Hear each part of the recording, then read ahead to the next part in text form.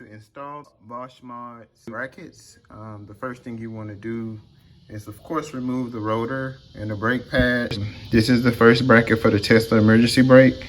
So what you want to do with this one is you just want to go ahead and line it up to these holes. There's a hole right here, there's a hole right there, and there's a hole right there. So you pretty much line this bracket up to these holes. That's the first part. You're going to have these screws right here, and you just basically just screw these into the 3 holes. You're going to put this bracket right here, and with this bracket you're just basically going to get hardware that is given by Vosh Mods, which is this right here, alley wrench, and you're just going to basically slide them through.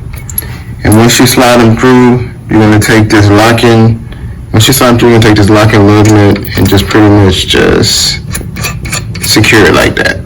So far I got the Tesla piece, and this is for the big main caliper.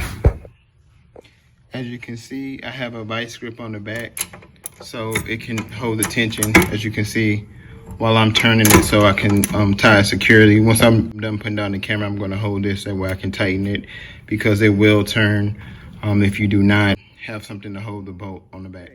Now that I have both brackets secure, at this point I'm going to take this caliper, I'm going to take this back end,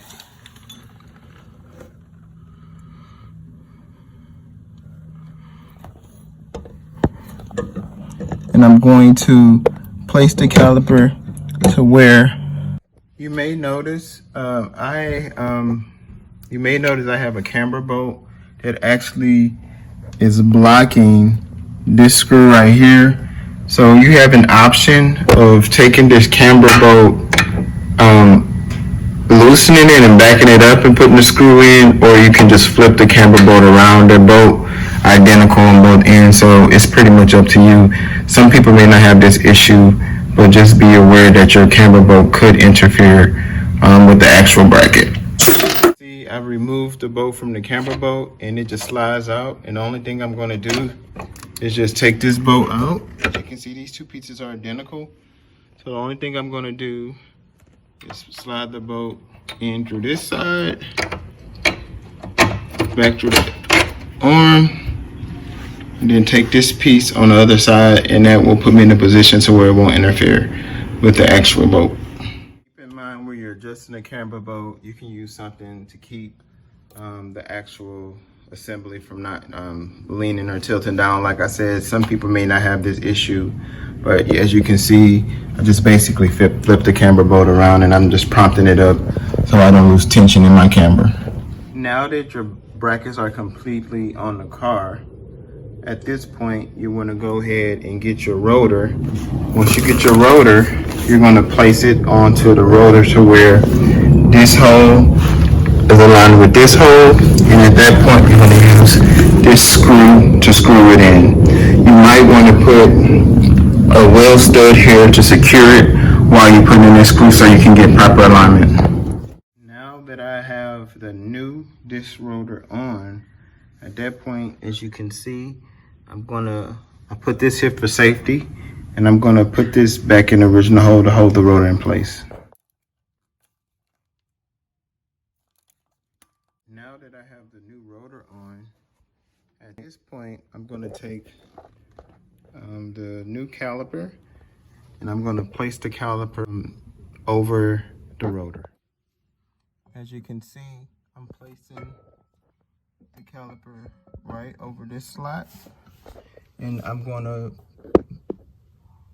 put the bolt in through that slot that's on the top part, and on the back part I'm going to bring the bolt in through this slot and line it up.